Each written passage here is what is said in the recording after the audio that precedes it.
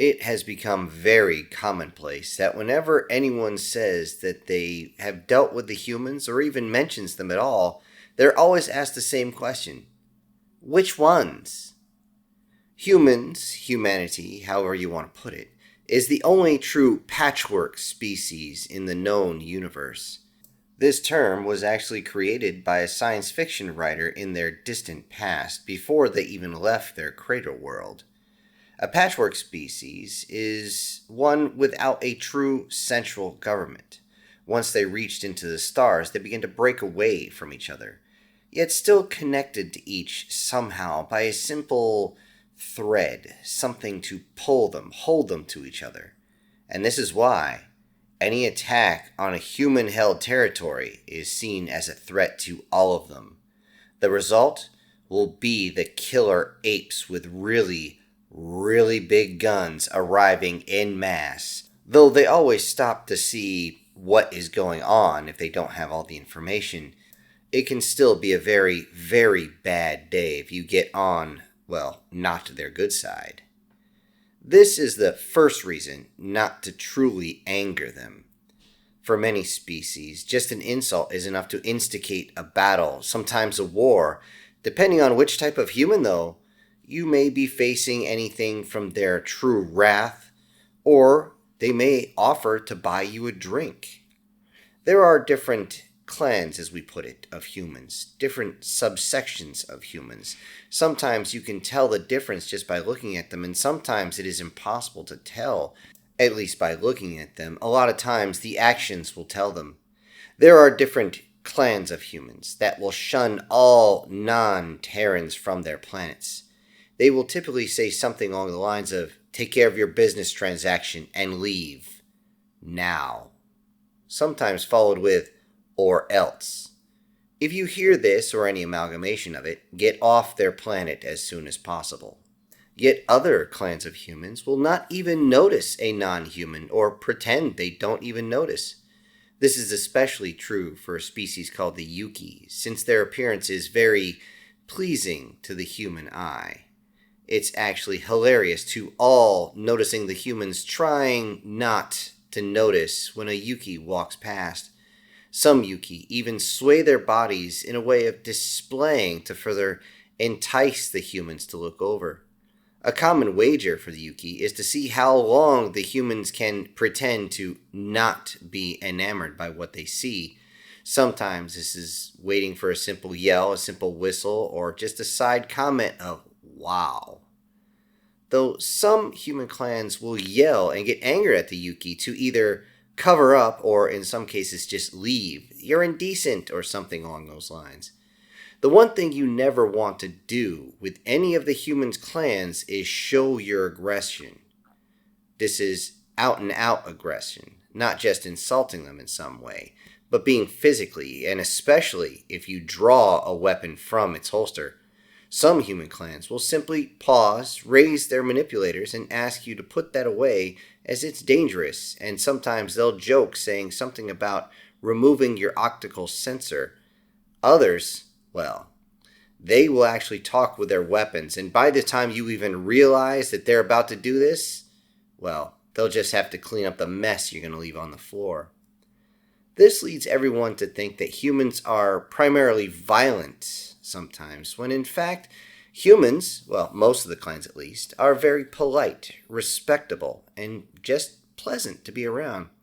As long as you understand which clan you are dealing with and follow that clan's rules.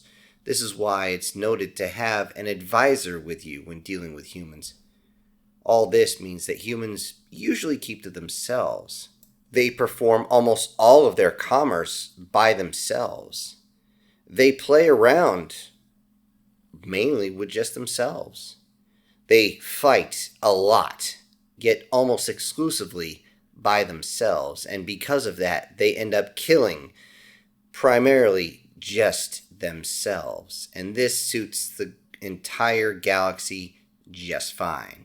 This is why the incident over in sector known as Bush was actually invaded, and everybody believed that the border with the humans would remain silent, and for a while it did. It's as though they didn't notice, didn't care to notice or didn't care.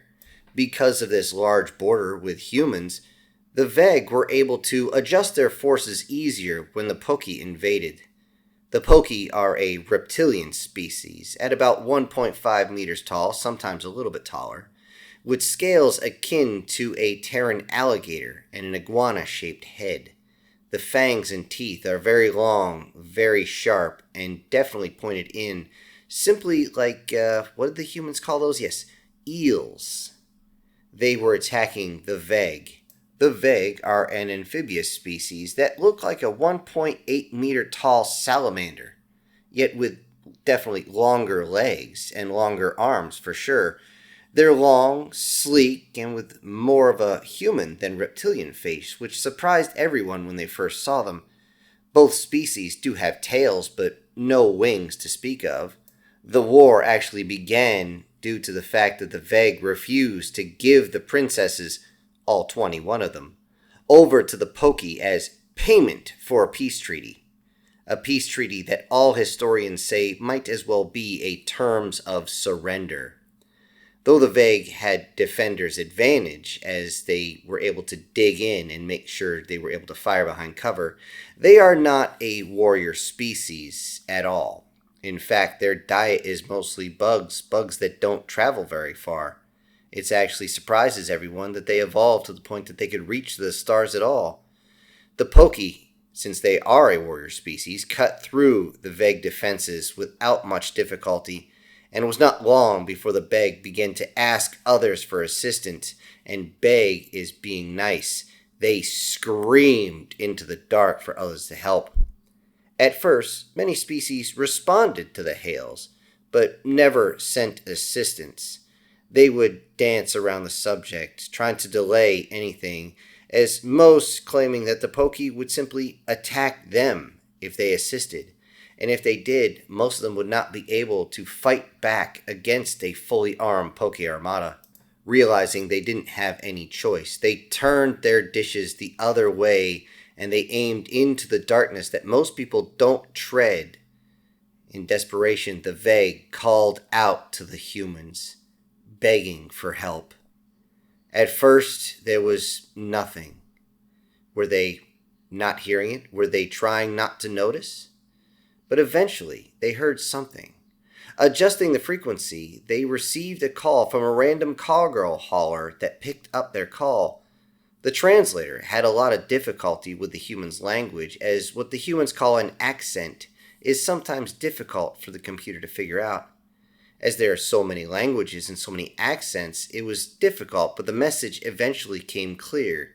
It was simple: sit tight, I'm on my way. The single cargo hauler that came out of human space came out of FTL, and everyone was surprised. It was the size of a Pokey cruiser. It jumped in surprisingly close to the planet as well, and the cargo hauler immediately sent shuttles down towards the planet with the intention of delivering supplies and evacuating the civilians, anyone innocent they could grab. The Pokey immediately called to the cargo hauler and demanded the human to leave. And as the human denied, saying, "I'm just here to get the young'uns. I'm just here to save a few, that's all," the Pokey were absolutely enraged, as at this point they saw the humans as nothing but thieves, coming to take the spoils of their hard-won victory. The Pokey hardly hesitated as they began to fire on the shuttles. Didn't matter if the shuttles were going into the atmosphere or coming out. As far as they cared, it was open season. And they also placed bets on who could actually strike that strange red symbol with a bar that was vertical and horizontal with a white background behind it.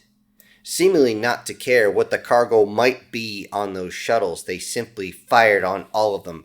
The cargo hauler itself surprised the crap out of the Pokey, as it seemed to have a significant amount of firepower. The cargo hauler captain kept screaming into the radio, "We're a civilian vessel, cease fire! We're a civilian vessel, cease fire!" The Pokey captain would not care and yelled back to the cargo hauler, "Only military vessels are that well armed or armored." With that, the Pokey continued to fire on the cargo hauler, a cargo hauler that was designed to enter very hostile planets, and to be able to take asteroid field hits and continue on. The Pokey, realizing that their victory was assured at this point, descended on the cargo ship like a bunch of piranhas on speed. When it was over, the cargo hauler was little more than a twisted hulk in space, yet the majority of it was intact, which meant that it was a prize. As the Pokey began to move their shuttles around, beginning to expect their new prize, as a human ship was worth a lot, even in this condition. Dozens of FTL signatures suddenly arrived. The Pokey looked on their sensors with horror as the ugly, box-like shapes of human vessels began to arrive. Along with them was a very, very large ship, with the front of it shaped similar to a spear, and then towards the last third, the aft third, it seemed to elongate into a square. The Pokey saw this and summoned all their forces to stand between these ships and their upcoming prize of the planet, believing they still had the advantage as the humans didn't actually know what they were getting into. They offered the humans the ability to leave if the humans paid the fee, the toll for disrupting the Pokey and their great campaign. As they were saying this speech, they simply watched as the human was there, almost like a statue, not moving, not blinking, barely even breathing. He looked like a still image.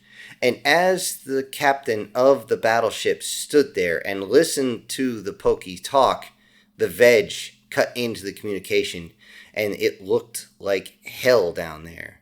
They began screaming that they're being enslaved and exterminated because they would not sacrifice their own children. This was confirmed as one of the human pilots that had been shot down cut in and said, "It's all true, sir. It's all true. Send medics." Oh shit. And then he simply fell off the screen. When the Pokey said, "A small price to pay for your security. All must pay in lives and blood, or face our might." When this was said, the line was immediately cut. The Pokey, still assembling, watched the human ships adjust themselves. They seemed to move erratically at first, and then they watched as the human ships formed a massive wall. Then it seemed like all the turrets extended from hidden blisters. Point defenses, tertiary, and main guns were all there. Battleship turrets adjusted. Fixed keel-mounted weapons opened up on the front and began to charge. Tubes opened for torpedoes and missiles, and everybody knew what was coming. At this moment of realization, any Pokey captain worth a crap moved so that his ship was between the humans and the Veg planet, placing the planet right behind them. Doing this in a panic, many of them sweat, but then started to laugh. They know that most human clans will never, ever risk hitting the innocent below. And in that moment, it seemed to be right. Then they heard a voice come across every single band. Every comm system heard the same message. "An ocean of blood before a gram in tribute." The few Pokey that survived what happened after told how they were able to dash through the debris field left by the bodies of their fallen, had to skate the edge of the planet's atmosphere to try and make sure that the kinetic rounds didn't strike them, as friendly ships splashed all around them, causing disruption for any type of guidance system, and they tried to get clear of the planet's gravity well before they could jump away.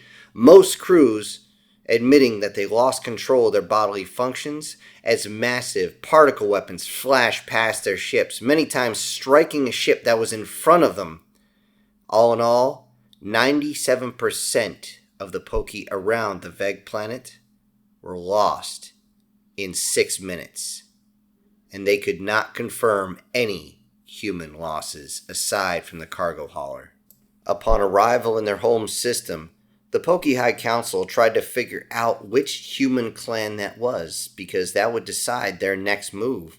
Their best analysts looked over what little video remained. Then they had to go through the videos frame by frame by frame. What they found made them run to the High Council, burst into the room, screaming, "You have to see this, Master! You have to see this!" Putting the image down, almost getting stabbed by security as they did so. As everybody looked forward, they could see that a single image was found of identification. On the side of the warship, they saw some sort of avian species with its wings spread wide. In its talons, it held a strange metal device that they all suddenly recognized, as it was used to halt old terrestrial ships even on their planet.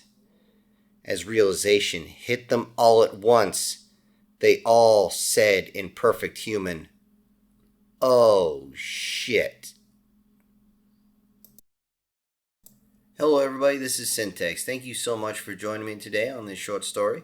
Before I go, I need to send out some special thank yous to a few of my supporters, and those will be Erica Gem, Guardian Sage, The Black Trapper, MTF Guard, Brian Kemp, SS Demon, Chris Dixon, and Coslin. Thank you all so much for supporting the channel. Everybody else, I'll see you on the next one. This is Syntax, punching out.